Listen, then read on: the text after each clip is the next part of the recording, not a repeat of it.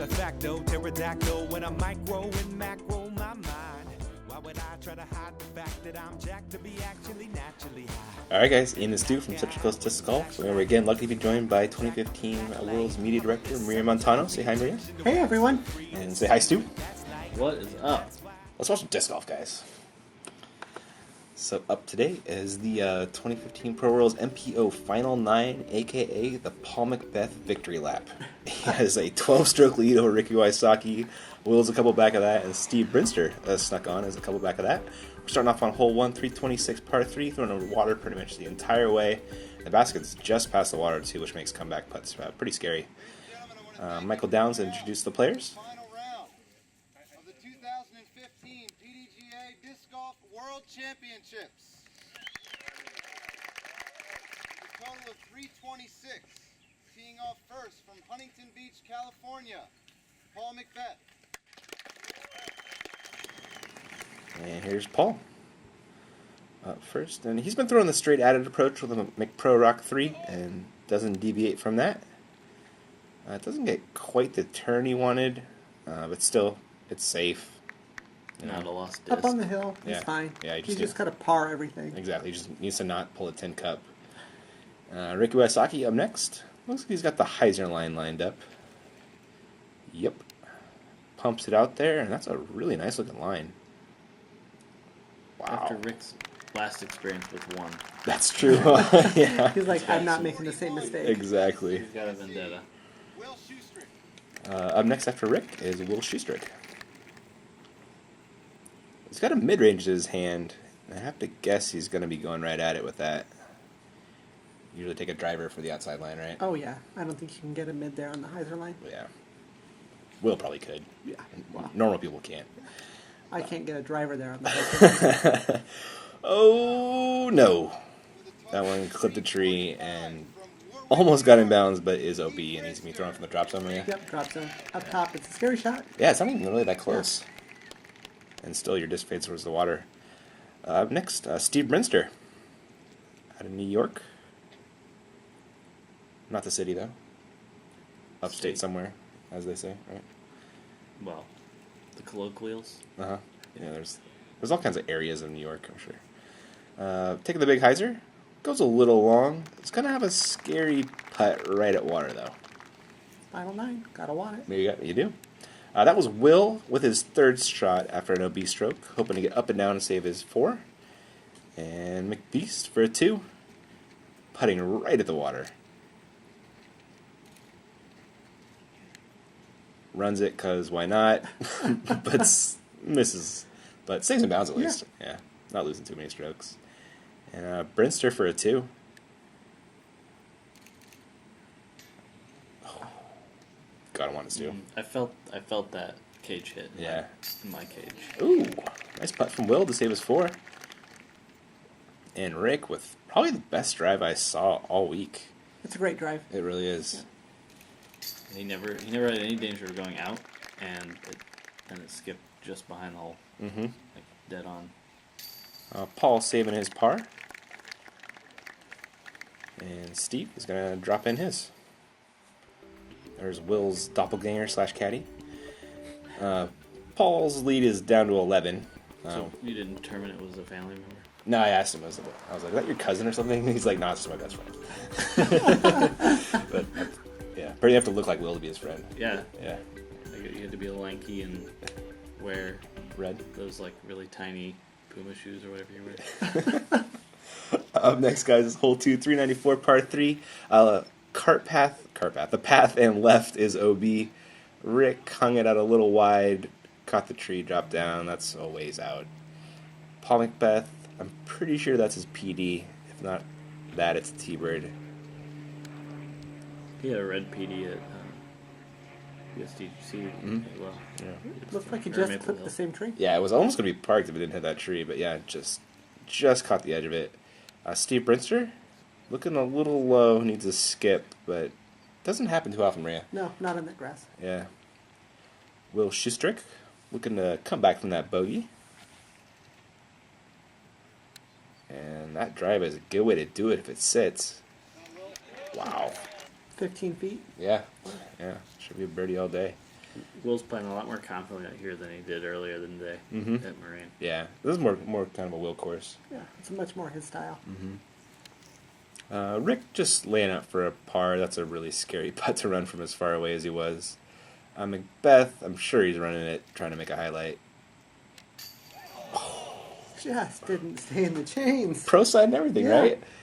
Brutal. Brinster for a 2 outside the circle and putting right at OB. That was like the fastest pitch putt I've ever seen. That's incredible. Right? Yeah. Put some crazy velocity on that. And Will, also carding a birdie. Him and Nico, one of the only ones making that successful these days. Yeah, it's true. And that was Rick with a par, and it's going to be Paul with a par. Some nice birdies, and some okay pars. Paul's lead still 11. We are on to hole 3. 343, par 3. There's a little gap you can throw through right there, the high gap, or you can throw over the tree that's on the right if you have the power. Spoiler alert, they all have the power. Yeah, there's the basket, looking back towards the tee in the building. And Brinster has the box, lining up that big hyzer line, and just booms it out there. Trying to prove people he should have been on this card all along. All right, man. Yeah. He had a heck of a semifinal to get Yeah. up onto the final round. For a guy that doesn't tour like all the time, he can hang with these dudes. Will Schuster also throwing the big hyzer, and also getting pretty close, a little bit closer than Steve even. And more importantly, left of that tree. Yeah, you want to be left. You don't want to be behind it. Rick pumps out the big hyzer, tracking towards the basket. A little bit shorter than Steve. See what that looks like. And Paul Macbeth rocking a Star Destroyer, as Paul Macbeth does. So much He speed, had, right? Yesterday he said it had 8, or those rocks. He Yeah, had 8 5. 8 rocks, 5 destroyers, and a PD2 that's pretty much just a destroyer. That tree comes into play so much, Maria. It does. You're coming in a little wide on that Iser line, and you're going to not have a happy look. Yeah, so Paul stretched it out, but came up a little short. Steve is looking to drive the bus to Birdie Town.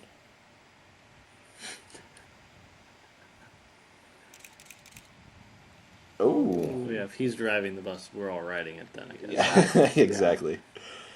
Rick looking to card a 2, well within his range. Oh. He wants those Mach X's go back to the other course. Through the chain stars. And Will carding the only birdie, getting a stroke on the card. Probably the easiest hole of the final 9. Yeah, true story. Yeah, Yeah. and only one birdie. Yeah, kind of interesting. Rick drops in his par along with Steve and Paul. That lead, still 11 strokes, and not enough holes left to go. We are on to hole 4, 459-foot par 4, thrown over OB water pretty much the entire way. There's OB long, and if you go OB at all, there's a drop zone way off to the left, Maria. Yep, way off to the left. It gives you a good sidearm out of it. So for Ricky, Yeah. not as much of a problem as maybe some of these other guys. Yeah, he was actually playing over to the drop That's zone right. during Yeah. during his rounds. Just Take the birdie and take go. the birdie and go. Yeah, exactly. Will running the basket like he did all week, which I'm sure he did on his 16 down round out here at Slippery Rock. Oh, stay in! Wow, Back in. that was close. That was a lot closer to look like from the tee pad. Gonna have an eagle look. Steve Brinster definitely has the power to get there. And I noticed when filming him, Maria, 3-finger grip. 3-finger grip. Yeah, doesn't do the 4-finger. I'm also a fan of the hop. Oh, Use the hop. The Brinster hop. Brinster hop. It generates mad power. And Brinster generated too much power. It goes long. It's going to have about a 40, 45-foot eagle putt At the water. at That's the water. a scary putt. It really is. Ricky Wysock. AKA Saki Bomb. He's dropping a Saki bomb right here, man. He's pretty close to Steve, it looks like. Similar look. It's a scary eagle run. And Paul Macbeth ripping out a Star Destroyer. See what he can do. That must be a really stable one, because he threw that on Annie. He did. Yeah. And it flexed back out hard. Uh-huh. and hit the gravel again, Stu. Yeah, it was the second time I saw it, and I didn't see his third round. Wait, they played 3 here? Yeah. Yeah. And Steve trying to drive the bus to Eagletown this time. Dang. Huge putt. That's huge. That's like the second huge putt from Brister That's a in big 4 holes. Yeah. And check out this awesome gallery we had up there watching I the was action. so happy to see all this, folks. Yeah, out it there. was super cool. Yeah. Ricky from pretty close to Steve. Definitely outside the circle, probably about 40, 45. Oh, Left it short. he did, didn't he? Yeah. Rick doesn't really do that. Will also has an eagle putt. Oh, he left that one just short. And Paul left by far the closest putt for eagle. Making that all day. He doesn't miss putts. Not that close anyway. Yeah. So the ABRs he's playing with now similar to the ones he started with this year, or are they a new mold? Just different stamp. He got a new run starting at was it Oak Grove? The what's that tournament out there? Wintertime Open. Okay. That's when he got the new run. Yeah. They don't seem to have affected his putting. No, he actually got it like 5 minutes before the round, and just his first putt was like in tournament with the new run. He still crushed everyone. Paul's lead. It's back up to 12, and we are on to. Oh wait, that's it, guys. That's it for part 1. Sorry, we broke it up into 2 parts to speed up rendering, editing. If you're on Patreon, don't worry, I won't charge you for 1. If you are on Patreon, huge thank you for that. Really appreciate that. And we'll catch you guys in part 2. Thanks for watching.